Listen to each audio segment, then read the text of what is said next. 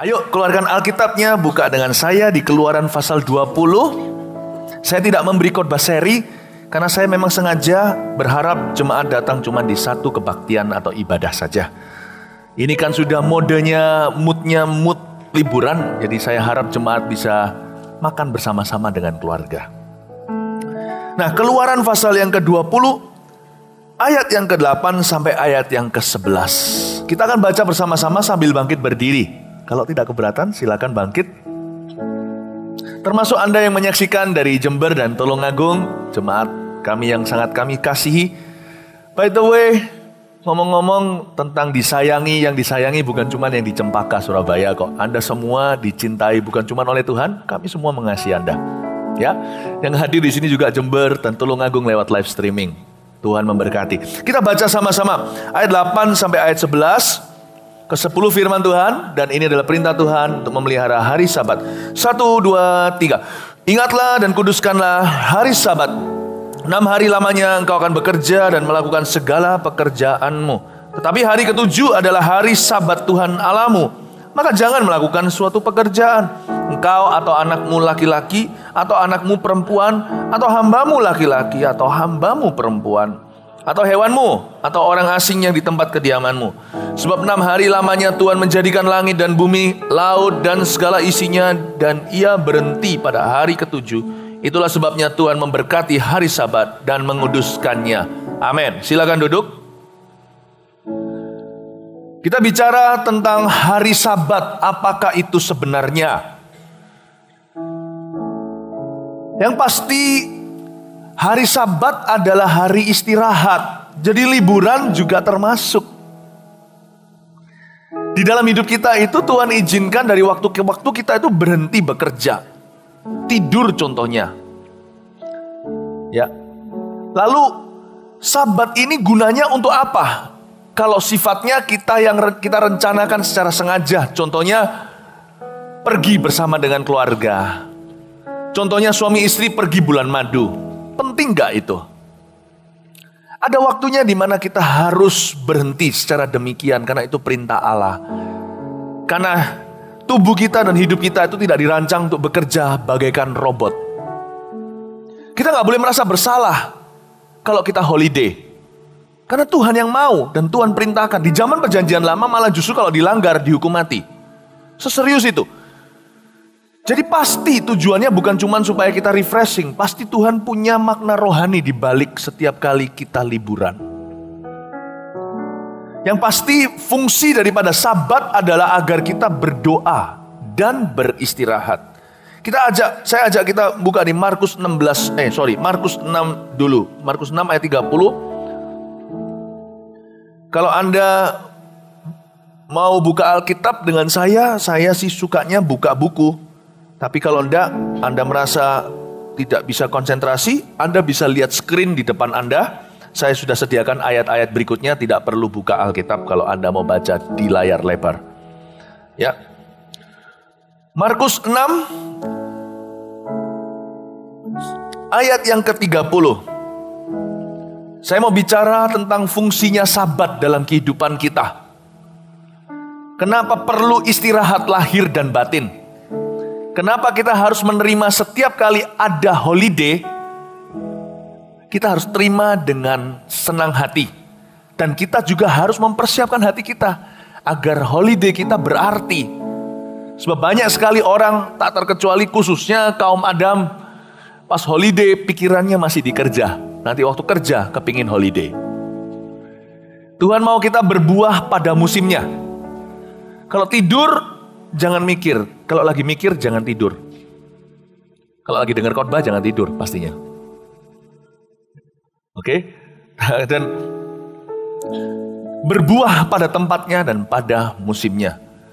Tuhan mau kita untuk mengerti mengapa kita diizinkan, mengapa Dia memerintahkan adanya Sabat. Kenapa Sabat itu kudus bagi Dia. Ayat yang ke-30. Kemudian rasul-rasul itu kembali berkumpul dengan Yesus dan memberitahukan kepadanya semua yang mereka kerjakan dan ajarkan. Lalu Yesus berkata kepada mereka, marilah ke tempat yang sunyi, supaya kita sendirian. Dan beristirahatlah seketika. Stop di sana. Jadi fungsinya Sabat jelas-jelas untuk berdoa dan untuk beristirahat. Tubuh kita ini bukanlah sebuah mesin. Jadi tubuh kita itu sudah dirancang oleh Sang Pencipta untuk bergerak dalam perputaran per 7 hari. Karena itu ada hari Minggu buat kita yang di Indonesia, diliburkan oleh pemerintah agar kita berhenti bekerja. Tapi Sabat itu bukan sakral hari apa. Jangan jadikan perdebatan teologi. Hari Sabtu ada yang bilang hari Minggu. Itu hari namanya aja cuma ciptaan manusia. Pokoknya hitungan Tuhan itu 7. Peduli amat Senin yang mulai dulu atau dimulai dari Rabu. Pokoknya setiap perputaran 7 hari, alangkah baiknya kita istirahat. Bagi Anda hari Minggu, bagi saya Minggu justru kerja. Hari ini adalah kerja saya sesi ketiga. Tapi saya dengan senang hati berkhotbah karena saya melakukan sesuatu yang saya cintai. Bagi saya, bagi Pak Yusuf, Sabat kami per 7 hari jatuh pada hari Senin. Kalau hari Senin Pak Yusuf sudah di sepeda pancalnya di rumah. Ya, bukan rahasia ya Mas. Udah olahraga. Pak Yusuf santai sekali. Ya, kalau hari Minggu berdasi, hari biasa santai luar biasa. Ya. Nah, kalau saya hari Senin maksudnya, hari Senin saya biasanya olahraga. Saya lakukan sesuatu dan saya nggak merasa kayak saya nggak rohani lakukan itu. Padahal loh, ngomong-ngomong ya, pekerjaan kita itu tambah hari tambah numpuk loh. Tak terkecuali kita semua, Anda juga. Nggak usah kerjaan nak, ibu rumah tangga pun tambah hari tambah numpuk. Sekarang ibu rumah tangga, nanti suatu hari oma rumah tangga. Daftar pekerjaan kita semakin hari bukan semakin pendek, tapi semakin banyak. Pendeta sama saja. Kita konselingi satu orang, bantu kehidupan satu keluarga, malah direferensikan tambah yang lainnya, tambah lebih banyak lagi yang harus didoakan dan dikonselingi. Gak mari-mari. Kebutuhan itu tidak terhingga. Karena itu kita harus memutuskan untuk menghargai Allah dengan memberi istirahat kepada kita, bukan cuma secara lahiriah, tapi khususnya secara batiniah. Karena banyak orang pergi berlibur, tapi hatinya tidak pernah berhenti bekerja. Sabat harus dimulai dari hati. Sebuah keputusan menghargai Allah. Aku tidak bisa begini terus. Tahukah sebuah tanah yang perputaran setiap 7 tahun diistirahatkan, khususnya tahun lalu setiap 7 tahun diistirahatkan, jauh lebih bergizi daripada tanah yang dibiarkan bekerja non-stop. Ilmuwan menemukan secara ilmiah telah menguji bahwa tanah yang disabatkan sesuai dengan hukum Israel, tanah itu 60% lebih bergizi. Dan memang yang namanya Sabat itu bukan cuma sekedar istirahat, dimulai dengan doa dulu, doa dan istirahat. Kita tenangkan batin kita dan kita melakukan istirahat juga secara lahiriah. Karena itu libur termasuk di dalam kategorinya. Orang Jepang punya sebuah masalah serius, ini disebut sebagai masalah kesehatan yang serius di negeri itu, di negeri matahari terbit. Namanya karoshi. Itu bukan karoseri. Itu mobil-mobilan. Karoshi itu perkara yang serius karena banyak orang Jepang mati. Karoshi artinya meninggal dunia akibat kelelahan atau mati ngelembur. Itu karoshi. Death by overwork. Hanya di Jepang. Karena orang Jepang itu gak mau istirahat. Mereka kerja mati-matian. Dapat liburan 2 minggu setahun. Dan dibayari oleh perusahaan. Perusahaan sana itu bonafit sekali. Kalau Anda dapat pekerjaan di Jepang itu sungguh-sungguh akan dibandani atau dimodali sama perusahaannya untuk Anda istirahat. Tapi mereka semua nggak mau ambil masa istirahat itu. Kita mungkin berkata bodoh sekali orang Jepang karena kita orang Indonesia lebih senang malas. Ada 2 minggu gitu nggak mau diambil.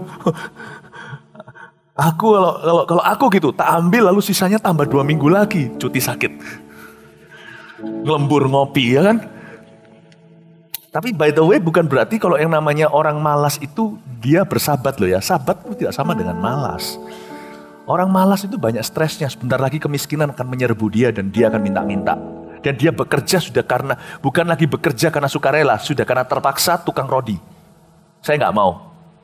Saya mau beristirahat by choice dengan pilihan. Saya nggak mau. Dan juga sabat bukan berarti kita tidak punya pekerjaan, itu namanya sabat. Aku sabat, aku mau sabat, aku quit. Enggak. Sabat tidak melenyapkan pekerjaan. Sabat itu adalah sebuah keputusan untuk istirahat dengan kualitas secara lahir dan batin di dalam pekerjaan kita. Sebab orang kalau nggak punya pekerjaan, stres setengah mati, malah bekerja siang dan malam di hatinya dan di pikirannya. Sebuah keputusan untuk istirahat secara kualitas. Secara kualitas. Secara lahir maupun batin. Kenapa? Kenapa kok semua kok seperti, karena saya tidak mau. Apa yang saya bangun bertahun-tahun, bangun dari kemampuan saya, bukan dari apapun yang saya putuskan tidak boleh keluar dari saya yang keletihan.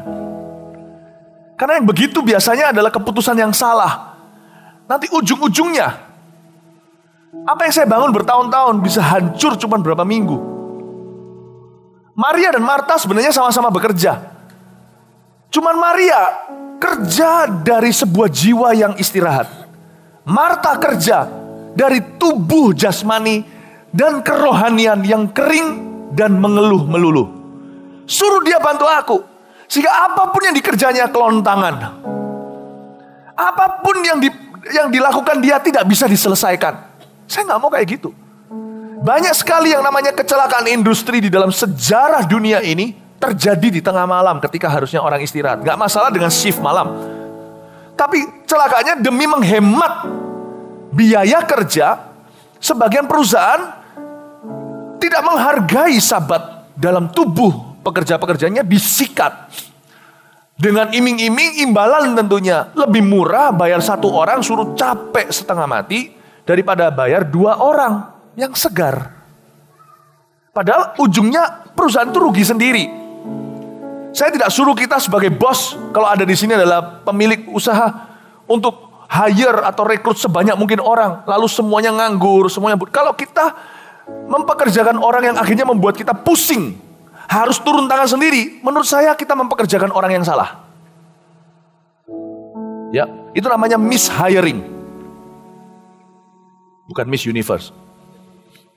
Mishiring berarti kita salah merekrut orang. Tapi kalau ada uang yang memang harus dikeluarkan, keluarkan, jangan takut, jangan pelit.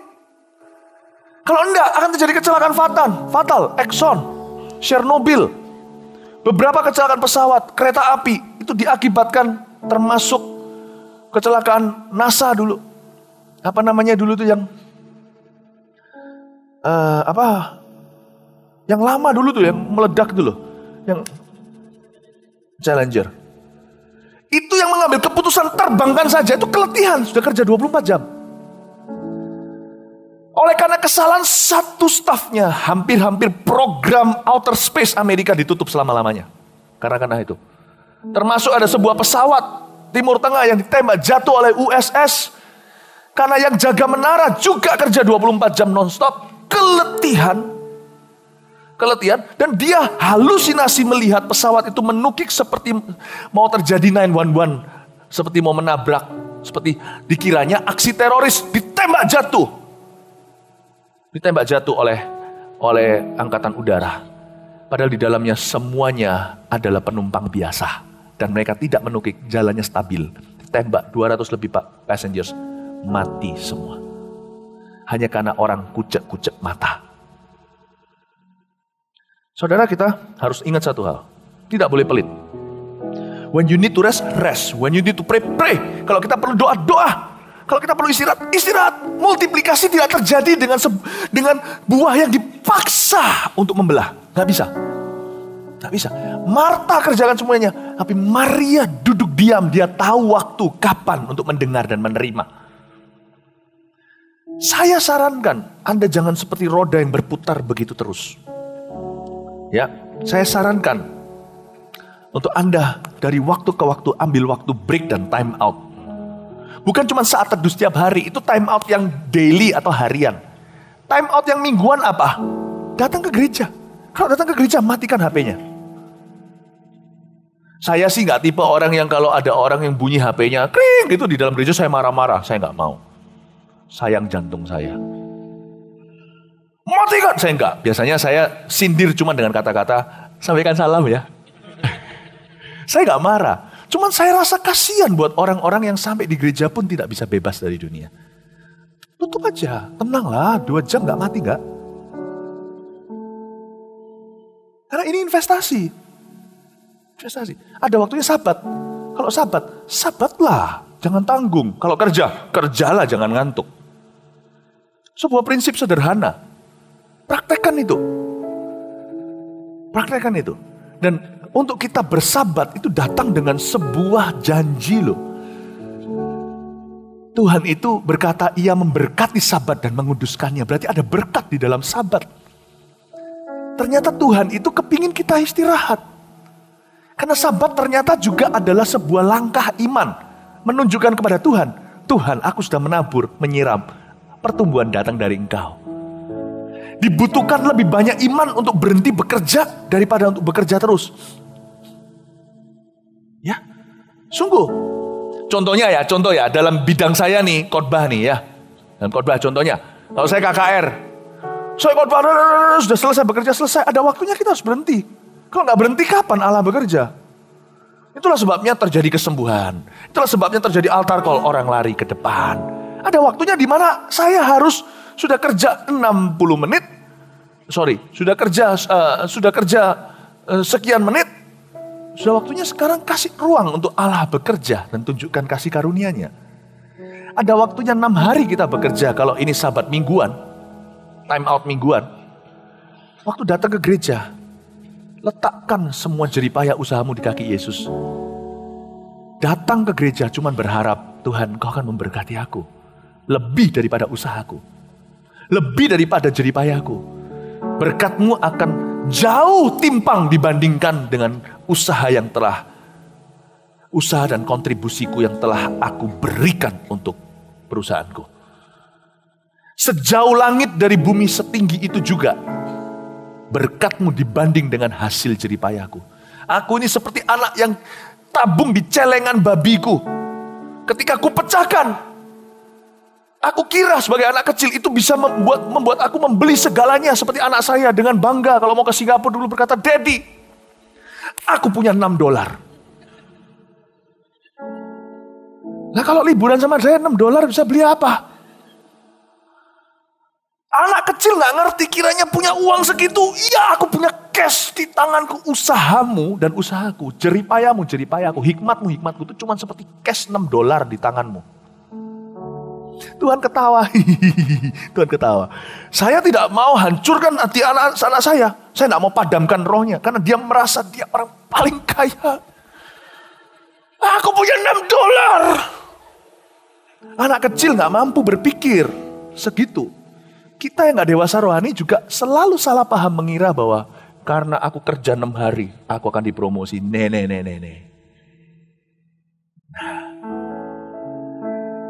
Papa diam-diam tomboi $6 itu dengan $600 di belakang agar Anda bisa tidur di hotel, agar bisa makan, bisa snack, bisa ke McDonald, agar Anda bisa pergi ke Universal Studio. $600 gak cukup.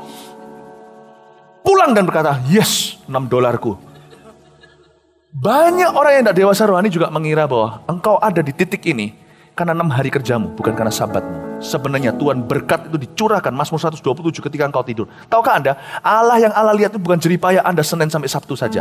Yang Allah lihat bagaimana Anda bergereja ketika Anda kebaktian. Bagaimana Anda saat teduh ketika time out setiap hari. Allah lihat itu. Kalau saya kerja keras setiap hari, itu karena saya menghargai pekerjaan saya itu dari Tuhan. Saya tidak bekerja keras berpikir bahwa jeripaya saya yang membuat saya kaya. Enggak.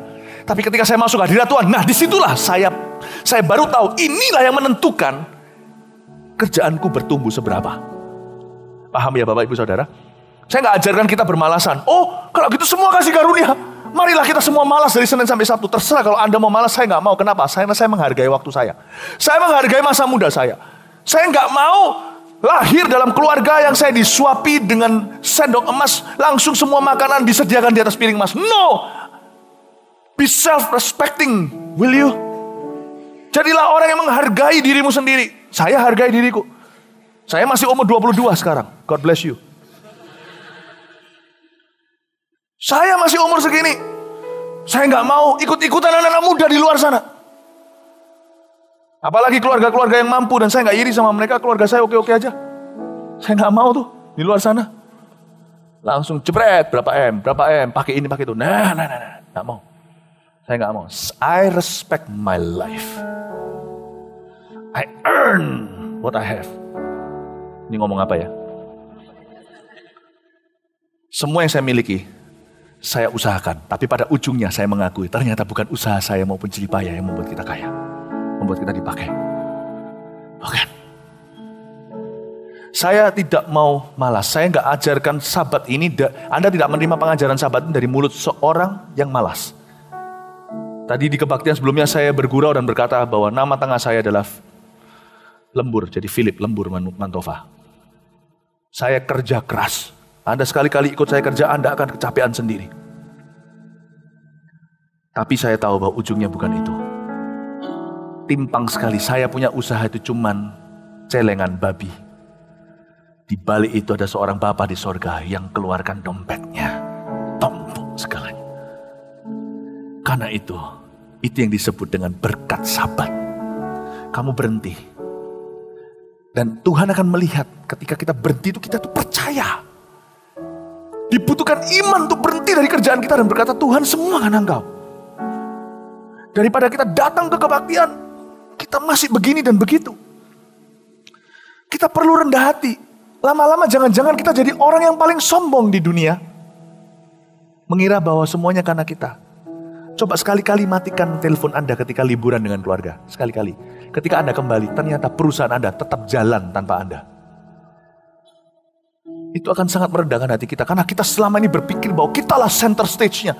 Kita ada di sorotannya. Gereja Mawar Sharon, bagaimana bisa bertumbuh kalau tidak ada Philip Mantova yang khotbah? Dengan kaget saya pulang ke sini tambah 2.000 jemaatnya. Kalau gitu saya tak sering-sering pergi aja. Kita kan suka sekali merasa kalau tanpa kita bumi tidak akan berputar pada porosnya. Tanpa kita matahari tidak akan terbit dan terbenam. Ternyata sudah begitu banyak orang yang masuk koran bukan karena ternama, tapi karena berita duka. Dunia tetap jalan tanpa mereka hari ini. Dunia tetap jalan. Karena itu sabat itu seolah-olah berkata, Tuhan aku tak istirahat. Lebih baik istirahat di sini daripada istirahat di kuburan. Saya mau tunjukkan pada Tuhan, terima kasih Engkau merendahkan hatiku. Kalau aku berlibur, aku fokus dengan liburanku. Aku tidak usah kepikiran tokoku, kecuali sekali-kali kalau memang tanggung jawab ngecek ya itu, tapi tidak usah berlebihan. Semua dipersiapkan. Persiapkan dengan sistem agar bisa ditinggalkan. Kalau kita punya membangun segala sesuatu, baik itu usaha ataupun gereja yang tidak bisa ditinggalkan sama sekali. Sehingga kita nggak bisa punya waktu dengan keluarga. Saya tidak mau juga menggembalakan gereja yang seolah-olah begini, loh, Pak Philip kok punya waktu? Harus punya waktu. Harus punya waktu. Kalau kita membangun gereja yang tidak bisa menerima fakta bahwa gembala-gembalanya juga butuh waktu keluarga, maka kita membangun sudah salah dari fondasinya. Saya bisa jadi berkat buat Anda. Pak Yusuf bisa jadi berkat buat Anda. Karena sebelum kami keluar rumah, kami sudah adalah ayah yang bahagia dan suami yang bahagia. Baru bisa jadi happy pastor. Amin Bapak Ibu Saudara. Usaha Anda, kalau Anda punya usaha gini, oh, toko ini tak tinggal, waduh hancur semuanya. Ya Anda punya PR nih dari sekarang sampai Natal. Bangunlah sistem supaya bukan untuk ditinggal-tinggal. Gak ada yang namanya pekerjaan itu jalan untuk ditinggal-tinggal, itu gak ada. Itu pikiran fantasi. Tapi kalau sama sekali membuat Anda tidak bisa punya waktu keluarga, tidak bisa punya waktu berdoa segalanya, salah sistem itu. Tuhan pasti punya jalan yang baik. Tuhan pasti punya hikmat yang lebih baik. Bagaimana kita mengaturnya. Pasti ada. Apalagi yang membuat kita terus kepikiran begini. Lain cerita kalau sekali-kali ada masalah yang memang menuntut kita untuk lebih memberi komitmen kita. Tapi kalau ini sudah terjadi 20 tahun kayak begini, something is not quite right. Mintalah hikmat Allah untuk mengaturnya ulang. Bukan berarti Maunya kita sih begitu. Ini bukan pikiran muluk-muluk.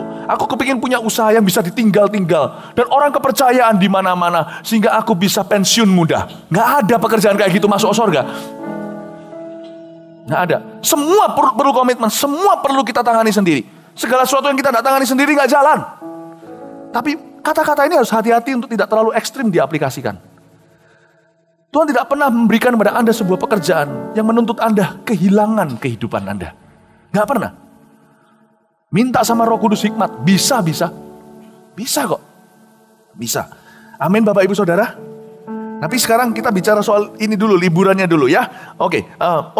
Tunggu sebentar. Kita lanjutin sedikit ini. Lihat ini ya. Sebab pasal 31 Markus 6:31b.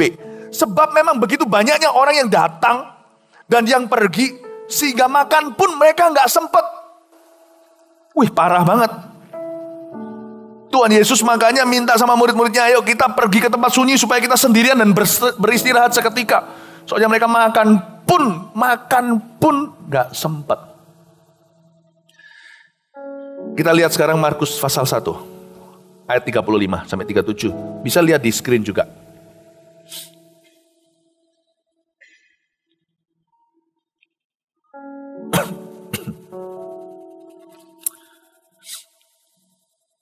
Ya, Yesus mengajari kota-kota lain. Pagi-pagi benar, waktu hari masih gelap, Yesus bangun dan pergi keluar. Yesus pergi ke tempat yang sunyi dan berdoa di sana. Tetapi Simon dan kawan-kawannya menyusul dia. Waktu menemukan dia, mereka berkata, semua orang mencari engkau. Ini kata-kata luar biasa, saya bisa bayangin. Jadi Yesus itu tidak mudah. Gak usah hari ini. Coba jadi Tuhan hari ini, pasti susahnya bukan main. Pernah lihat Bruce Almighty nggak? Kadang-kadang kita mikir, jadi Tuhan gimana ya? Bayangin aja, di satu youth group aja. Kalau 5 pria berdoa agar yang cewek itu, yang jelita itu jadi jodohnya, Tuhan harus jawab yang mana? Semuanya beriman dalam nama Yesus, Yesus yang bingung. Tapi Tuhan kita tidak pernah panik maupun bingung. Yesus terkenal apa? Di zaman sejak jalan di Galilea, tidak pernah tergesa-gesa, tidak pernah terburu-buru, tidak pernah panik. Jadi Tuhan itu gak gampang menerima dengan semua kebutuhan yang tidak pernah selesai di sekelilingnya. Gak usah zaman ini, zaman dulu waktu Yesus datang, secara fisik aja, semua orang datang mendekat sama dia. Andai kata itu ada BBM dulu, pasti sudah ping pang terus. Doakan ini, konselingi itu, keluargaku di rumah sakit, ini mati, kuburkan, yang satu lagi nikahkan, aduh, sampai Tuhan Yesus itu permohonannya itu lucu-lucu sampai, bukan lucu-lucu, annoying kadang-kadang, menggregetkan, sampai Tuhan Yesus diminta untuk jadi penengah sengketa harta antara dua saudara. Tuhan jadi bilang ini, Tuhan kalau punya BBM gitu, langsung kirimkan simbolnya begini, alamak.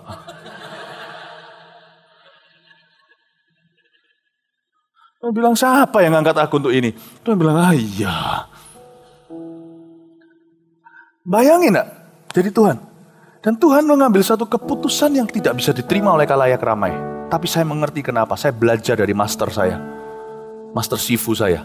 Yesus Kristus. Dia gak pernah tergesa kan? Dia mengambil dengan semua kesibukan, kebutuhan, semua orang minta disembuhkan, semua minta pegang dia, semua minta kuasa, semua minta ini, semua minta didengarkan, minta roti, kelaparan 5.000 orang, besok 50.000 yang nunggu minta roti. Oh luar biasa, segitu banyaknya orang ya. Jadi Tuhan mengambil keputusan untuk mengambil satu hari day off. Semua orang berkata, murid-muridnya pun protes, kau tahu semua orang mencarimu. Disemprot sama murid-muridnya. Tuhan, gimana sih Tuhan ini? Nggak tahu tak semua orang mencarimu. Itu sekarat. Ingat Lazarus nggak? Lazarus sudah black dead. Cepat-cepat Tuhan berkata, santai, tenang. Kok bisa ya? Tuhan itu pelayanannya cuma 3,5 tahun. Kok bisa ini kalau di dalam dunia bisnis 3,5 tahun sudah jadi bilioner? Kok bisa? Padahal dia bukan tipe orang yang kerja gila-gilaan. Loh, dia sibuk. Makan pun gak sempat. Tapi dia tidak pernah tergesa, tidak pernah panik. Ini orang lain sekali. Lain sekali. Kok bisa dalam 3,5 tahun hidup begitu tenang, tidak tergesa-gesa. Dia mencapai begitu banyak, melebihi semua kita. Yang setiap hari seperti dikejar-kejar hantu. Doa pun gak punya waktu. Kok bisa ya? Saya rasa Tuhan ini punya ilmu yang harus kita pelajari. Dia pendekar yang harus ditakuti. Kalau di dalam film-film kungfu, ada perompak datang untuk mengobrak-abrik sebuah restoran. Yang harus Anda waspadai bukan mereka yang lari-lari. Itu semuanya rakyat jelata. Kalau ada satu yang kakinya diangkat, dengan kepalanya pakai topi petani. Ada tahlinya di sini. Membawa pedang diam dan terus makan dimsumnya. Anda harus waspada. Orang itulah pendekar yang harus Anda takuti.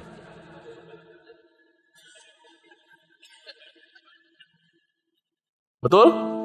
Be careful. Orang itu, Tuhan Yesus itu nggak pernah panik. Kok bisa ya? Aku pengen loh, saya tuh pengen 3,5 tahun saja bisa dipakai seperti Tuhan Yesus. Bisa dipercayai demikian. Anda mungkin bisa dalam bahasa usaha. Aku ingin 3,5 tahun, aku sudah bisa jadi bendara kerajaan sorga. Aku ingin 3,5 tahun, sudah bisa menyenangkan papa mama. Aku pengen, bisa. Ada janjinya, siapa percaya dengan aku, dia bisa lakukan apa yang aku lakukan, bahkan lebih. Bahkan lebih loh. Kuncinya di Sabat. Dia selalu berdoa. Tempat favorit Tuhan itu Getsemani. Kita punya BDI aja gak dipakai-pakai. Ayo jemaat, siapa di sini yang tahun ini sudah ke BDI? Maksudnya BDI itu tahu nggak apa? Bukit Doa Immanuel, ya, di Prigen. Buat apa Tuhan kasih visi ke gereja Mawar Sharon ini kalau bukan untuk jemaatnya? Kenapa sekarang yang pakai cuma untuk gereja-gereja lain? Loh, saya nggak apa-apa gereja-gereja lain, tetapi harusnya roti buat anak sendiri dulu dong. Anda nggak pernah pakai kan?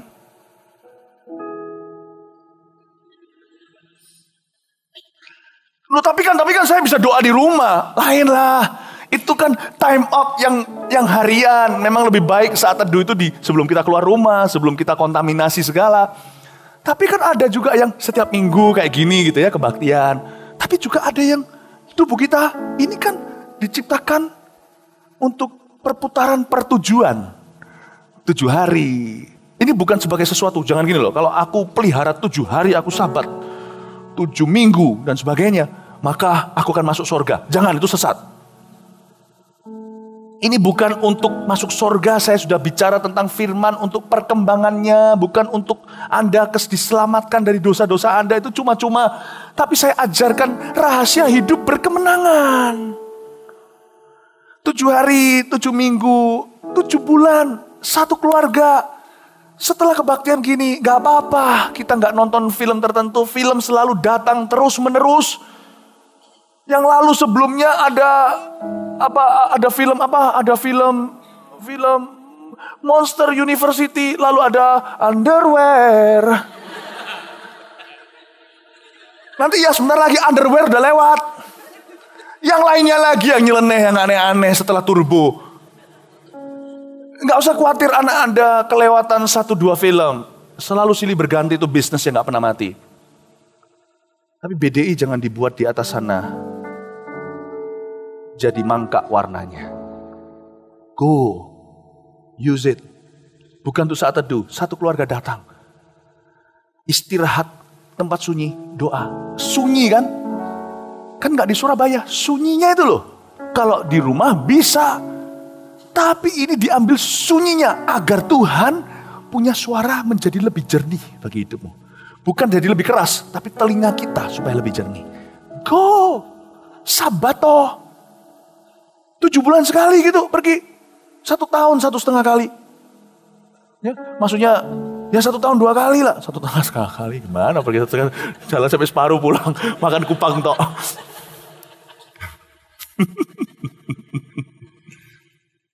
Pergi jemaat, go. Pakai datang ke asana doa tulak. Pulang gak apa-apa. Besok kerja. Refreshing kok di sana itu. Saya bukan promosi, saya melakukan ini demi Anda, bukan demi untuk tempat itu.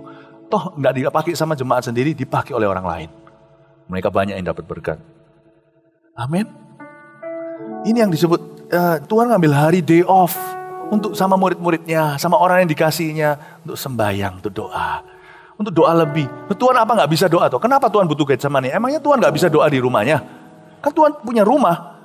Saya buktikan Tuhan punya rumah ketika Tuhan panggil muridnya, 2 muridnya yang tadinya ikut Yohanes tanya sama Tuhan, Tuhan, dia tanya sesuatu, Tuhan bilang, sudah sini, come and see.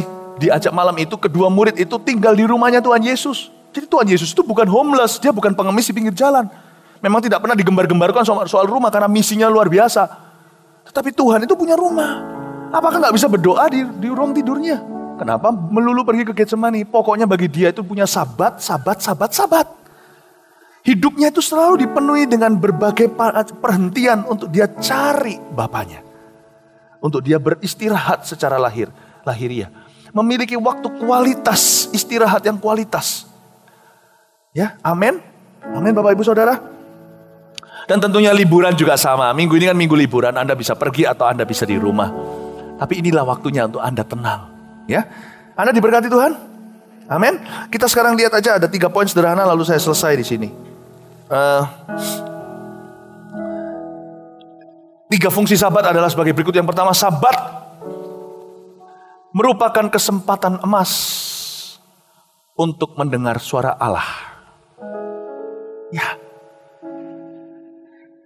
Sabat itu memberi kita kesempatan baru untuk mendengar suara Tuhan yang sepoi-sepoi basah. The still small voice of the Holy Spirit. Suara lembut di hati. Suara Roh Kudus. Itu bisa didengar ketika kita liburan. Ketika kita sibuk dalam kebisingan dunia.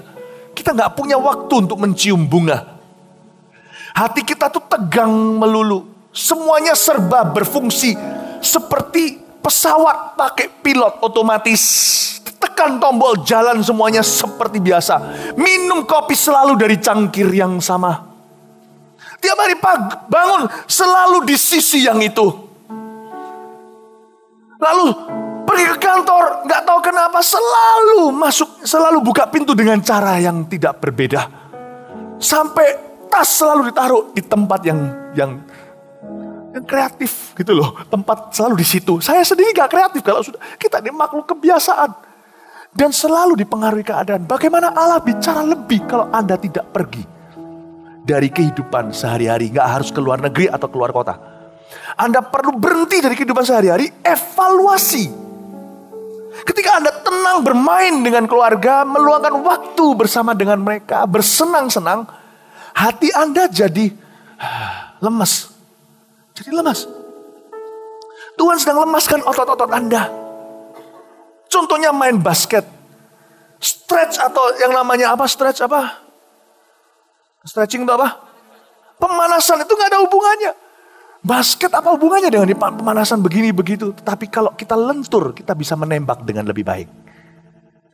Kadang-kadang yang kita diizinkan Tuhan berlibur lah segalanya. Kekejeran ke Bali atau main di got sebelah. Itu membuat kita jadi lentur. Ketika kita lentur itulah Tuhan menangkap kita ketika kita tidak waspada. Justru ketika kita was-was, kita berkata, mana engkau berbicara, mana berbicara. Ayo Tuhan ngomong. Nggak dengar. Tambah digini, tambah kopok. Ketika kita nggak sadar itulah. Tuhan bicara. Sebuah ide segar muncul di otak Anda. Tiba-tiba diingatkan sebuah nama. Tiba-tiba kayak Anda menerimanya itu dengan natural sekali, alami. Padahal mainan sama anak loh. Taruh koran Anda, matikan handphonenya. Nggak usah terus di dalam dunia yang sudah Anda biasa tiap hari. Taruh, pandang wajah-wajah yang mahal untuk dipandang setiap hari karena Anda pulang, mereka sudah tidur. Pandang mereka. Ketika Anda lakukan itu, Allah berbicara sesuatu. Yang tidak ada hubungannya dengan mainan Anda, dengan keluarga Anda. Allah mengizinkan Sabat, menyuruh Sabat, agar Anda menaruh perisai Anda yang membuat Anda susah dengan suara Allah. Dan supaya Anda tertangkap ketika tidak waspada. Dan dia akan bicara. Jadi hati-hati kalau lagi berlibur. Setiap kali mau tidur. Hati-hati sebentar lagi ada mimpi dari Tuhan. Saya paling banyak mimpi. Mimpi yang kualitas mimpi dari Tuhan. Itu ketika liburan. Beneran tuh. Kalau yang sehari-hari mimpinya sudah gak keruan. Mimpi. Ya kan? Mimpi tiba-tiba, kayak jatuh. Karena tegang siangnya. Tiba-tiba saya jatuh. Oh enggak, bangun tidur. Lalu kadang-kadang mimpinya, aduh, mimpi itu terlalu cepat, saya nggak ngerti. Kadang-kadang mimpi, main sepak bola. Duk, kena tembok. Padahal mimpi, gak ada bolanya di sebelah saya tembok. Saking tegangnya, hidup seperti dikejar-kejar. Tapi kalau liburan, aneh ya, roh saya itu available. Tahukah Anda banyak sekali visi-visi yang Allah beri dalam hidup saya? Itu lahirnya bukan di dalam gedung gereja. Waktu saya liburan dengan keluarga. Ketika saya di Bali. Ketika saya di rumah saja. Ketika saya pergi malamnya. Mimpi itu setiap malam. Pernah sekali saya pergi 7 malam. Liburan dengan keluarga. Tiap malam saya dapat mimpi. Sampai saya tulis satu persatu. Dan dari 7, 6 terjadi. Be careful. Tuhan memberikan kepada yang dicintainya pada waktu dia tidur. Beberapa bisnis ide bisnis yang luar biasa akan diberikan saat itu. Karena itu jangan remehkan. Ini buang-buang waktu, ini sia-siakan waktu aja. Aku pergi dengan keluarga. Oh, ketika engkau lentur, engkau menjadi busur. Ingat ini, ketika engkau lentur, engkau akan jadi busur. Ketika engkau tegang, cuma jadi sikat gigi. God bless you. Ya, amin. Amin. Amin. Anda diberkati Tuhan. Anda diberkati Tuhan, amin. Puji Tuhan ya. Satu, sahabat memberikan kepada kita peluang untuk dengar suara Allah. Kedua, sahabat mengingatkan kita untuk rendah hati. Bahwa kita bukanlah center stage-nya. Ya. Sebagai pendeta, berlibur itu mengajarkan kita rendah hati bahwa kita bukan yang punya gereja. Tuhan bisa take care semua. Nggak usah khawatir. Ya. Jadi, seorang pendeta tulen ya. Saya ngomong dari sisi seorang gembala yang tulen. Itu pasti deh, di hatinya kalau jujur, pasti susah melihat jemaatnya pergi. Berlibur pun susah. Tapi seorang gembala pasti senang karena ini baik untuk mereka. Tapi lebih susah lagi untuk melepaskan dirinya pergi. Itulah sebabnya banyak keluarga pendeta yang jadi korban. Anak-anaknya jadi pemberontak. Karena papa mama gak pernah punya waktu. Kalau ada waktu selalu konselingi jemaat. Kalau ada waktu selalu ini. Tidak heran. Ujungnya pendeta itu pun perlu dikonselingi. Capek setengah mati. Keluarganya berantakan. Saya rasa kita semua punya bagian kita untuk rendah hati ketika sahabat. Yang ninggalkan toko. Untuk pergi mission trip contohnya. Gak selalu berlibur. Anda harus percaya sama Tuhan. Tuhan bisa jaga toko Anda. Jangan kaget ketika Anda pulang. Tuhan berikan kado kejutan untuk menyambut Anda. Toko Anda, omsetnya naik 20% tanpa Anda. Kalau gitu berarti dengan kata lain Tuhan berkata, aku tidak butuh kamu. Kamu bukanlah ownernya. Bukan owner. Saya kaget. Setiap kali saya pulang liburan, pulang selalu disambut dengan banyak jemaat yang tadinya bermasalah. Dan jadi bukan cuma keluar dari masalah, mengalami mujizat. Membuat saya jadi berpikir, apakah saya harus lebih sering liburan? Benar nih. Ketika saya liburan, saya punya banyak kesaksian. Ketika saya liburan, pergi. Kalau memang waktunya liburan loh ya. Ini bukan alasan untuk membolos. Ketika saya liburan, banyak sekali jemaat yang ada di sekeliling saya. Yang paling tidak yang saya tahu yang mengaku. Dapat mimpi. Dalam mimpi. Waktu dalam mimpi itu melihat. Dalam mimpi, saya masuk dalam mimpinya. Wah lumayan. Masuk mimpinya, tegur dia atau ajak dia kembali ke gereja yang sudah enggak. Aneh. Ketika saya pulang ke rumah. Kembali ke kehidupan normal. Kok ada jemaat baru? Ternyata mereka nggak bergereja. Tak impiin. Sementara saya sedang berenang-renang di laut. Ternyata malaikatku masuk ke mimpi seseorang. Dan beritahu ke gereja. Ingatkan jemaat itu. Jemaat lama itu akan wajahku. Tuhan ngomong sama saya. Bahkan ketika engkau istirahat. Aku akan bekerja. Aku akan bekerja. Taatlah. Kalau memang istirahat. Istirahatlah. Aku yang akan bekerja. Amin. Amin Bapak Ibu Saudara. Amin. Sabat itu mengingatkan kita untuk rendah hati. bahwa Tuhan bekerja paling dahsyat ketika kita taat untuk beristirahat. God works best when we rest. Saya nggak mau panjang lebar, saya sudah mau selesai. Tapi kalau Anda pergi ke membaca kitab-kitab Injil Matius, Markus, Lukas, Yohanes, Anda akan temukan begitu banyak kali Yesus sengaja menyembuhkan orang, memberi mujizat ketika hari Sabat. Kenapa Yesus lakukan itu? Apakah dia cari masalah dengan orang Farisi? Enggak. Ada sebuah prinsip rohani yang tidak bisa kita pungkiri. Bahwa Tuhan bekerja paling dahsyat ketika manusia beristirahat. Anda akan kaget ketika kalau Anda waktu berlibur, Anda tidak khawatir. Ketika Anda berlibur, Anda tetap memuliakan Allah, jaga hati, dan menikmati betul-betul berkat yang Allah berikan dalam hidup Anda. Bukan apa yang Anda masih mau kejar yang belum Anda miliki. Tapi bersyukur untuk apa Anda miliki. Firman ini akan berfungsi dalam hidupmu. Bergembiralah karena Tuhan. Dan apa yang Tuhan sudah beri, maka Tuhan memberikan apa yang diinginkan hatimu. Pulang ke rumah, ketika Anda kembali bekerja, Anda kaget, klien lama pada kembali. Anda kaget, mereka yang tadinya sudah cancel beli dengan Anda, tiba-tiba berubah pikiran. Orang yang garain Anda, yang cari perkara dengan Anda, tiba-tiba lembut hati dan jadi ramah. Kapan terjadinya? When you were sleeping. God changed somebody's mind for you. When you were sleeping. Karena itu, waktu bekerja jangan tidur. Tidak ada bukan berkat yang mendatangimu, tapi kemiskinan. Tapi waktu tidur, jangan kerja. Agar Allah yang bekerja di pihakmu. Amin Bapak Ibu Saudara. Amin. Saya tidak memberitakan mari tidur. Sabat bukan tidur. Saya bukan khotbahkan tidur. Kan gini berarti setiap kali kerja di kerjaan. Saya paling gak tahan lihat orang kalau di kantor terus begitu. Saya paling gak tahan.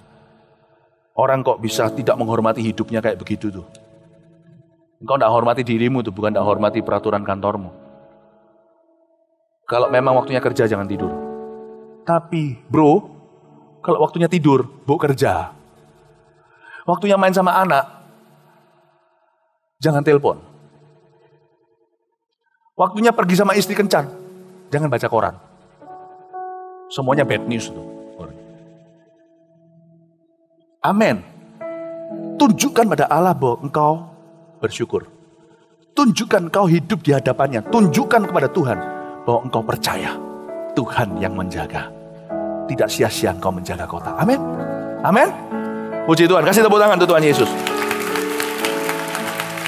Sudahlah, sampai sana aja. Mari kita semua bangkit berdiri. Puji Tuhan. Praise the Lord. Haleluya. Wah, sudah siap untuk berlibur ini. Saya bisa rasakan detak jantungnya. Setelah doa berkat, terimalah doa berkat dari apa-apa. Amin. Bing, langsung hilang semuanya. Kira-kira siapa di sini yang nanti akan pergi berlibur? Pergi keluar kota, ya. Besok-besok ini angkat tangan, bisa? Oh, God bless you. Siapa yang tinggal tidak kemana-mana? Angkat tangan. God bless you, tetap gereja ya.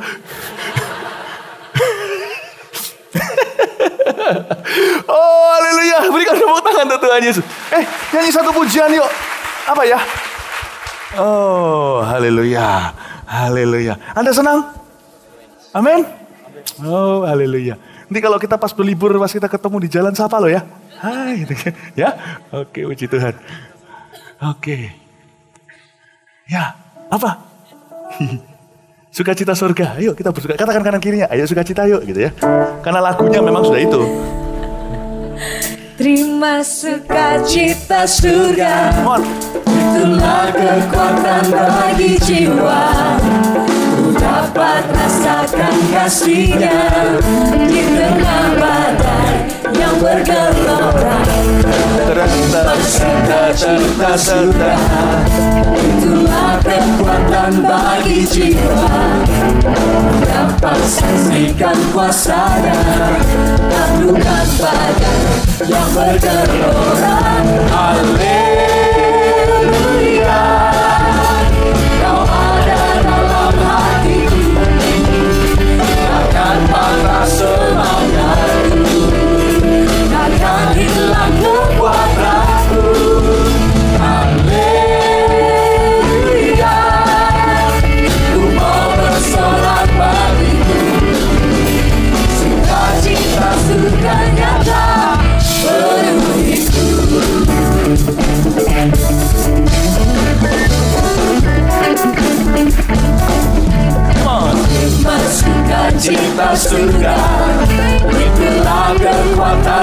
bagi jiwa. Ku dapat rasakan kasih-Nya di tengah badai yang bergelora. Hikmat sukacita surga, itulah kekuatan bagi jiwa. Ku dapat saksikan. Mari kita lambaikan tangan kita sama-sama. Haleluya. Makasih Tuhan. Setiap berkat. Haleluya. Kau ada dalam hatiku. Takkan patah semangatku. Takkan hilang kekuatanku. Haleluya. Ku mau bersorak bagimu. Sukacita surga nyata penuh. Haleluya. Haleluya. Kau ada dalam hatiku. Takkan patah semangatku. Takkan hilang kekuatanku. Haleluya. Ku mau bersorak bagimu. Sukacita surga nyata. Sekali lagi haleluya. Mari lambaikan tanganmu. Haleluya. Haleluya. Kau ada dalam hatiku. Takkan patah semangatku. Takkan hilang kekuatanku. Haleluya. Ku mau bersorak bagimu. Sukacita surga nyata penuhiku. Sukacita, sukacita surga nyata. Sukacita surga nyata. Sukacita surga nyata penuhiku.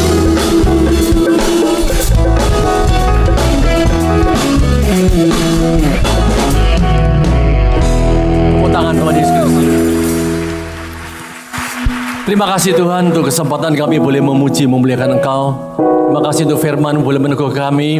Dan kami mau untuk memprioritaskan, kami ada Sabat dalam diri kami, untuk kami waktu-waktu yang ada. Kami banyak berdoa, kami banyak mendengar suara-Mu dalam firman Tuhan, merenungkan dan melakukan firman. Berbicara Tuhan, kalau kami rindu untuk pada kami menyediakan sahabat kami, banyak hal yang apa yang harus kami lakukan, sehingga apa yang kami lakukan ini seturut dengan kehendak-Mu. Dan sering tidak sesuai dengan kehendak kami, tapi kami mau taat. Kami tahu rencana-Mu adalah yang terbaik, adalah berikan kepekaan untuk kami tidak mudah lupa, dan kami bisa mengerti melalui mimpi atau mungkin pernyataan apa dalam firman Tuhan, agar kami boleh lebih lagi maksimal memberikan yang terbaik untuk Engkau.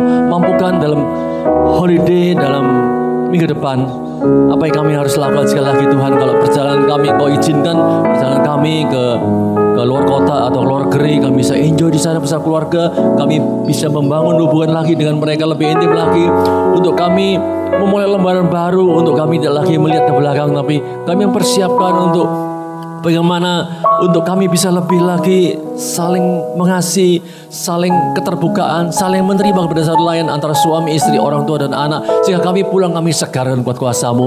Kami berdoa untuk hindarkan dari segala macam bahaya, kecelakaan dan mara bahaya apapun, hindarkan dari kemacetan, dan mereka bisa mendapat semua fasilitas baik kendaraan maupun mungkin tempat tinggal dan sebagainya, dan biaya yang Kau cukupkan. Bagi mereka yang tidak sempat berlibur, tapi mereka tetap bisa bahagia, mereka bisa enjoy di kota, di rumah bersama keluarga, mereka bisa menikmati hubungan dengan Engkau dalam sahabat yang ada. Dan kami percaya Tuhan, anugerah-Mu selalu menyertai mereka. Terima kasih Tuhan, Kau luar biasa.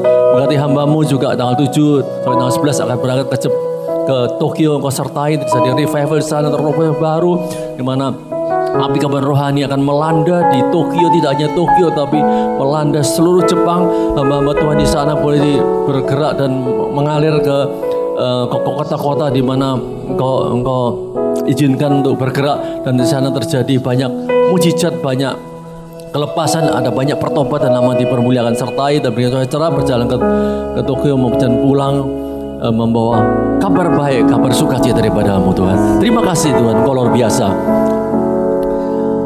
Sidang jemaat kasih Tuhan, angkat tanganmu dan terimalah anugerah, kasih karunia dan damai sejahtera yang melimpah yang Allah Bapa sudah rencanakan dan diberikan tepat pada waktunya apa yang jadi bagian saudara. Kasih setia Tuhan Yesus yang tidak berubah, selalu memberikan urapan baru, hadirat lawatan Allah yang luar biasa, dan Roh Kudus yang akan melaksanakan apa yang jadi kehendak Bapa dan berhasil apa yang dititahnya, sehingga apapun yang kau lakukan bersama Tuhan, engkau akan menjadi sukses mulai saat ini sampai selama-lamanya. Katakan sama-sama, amin. Selamat malam, Tuhan Yesus memberkati.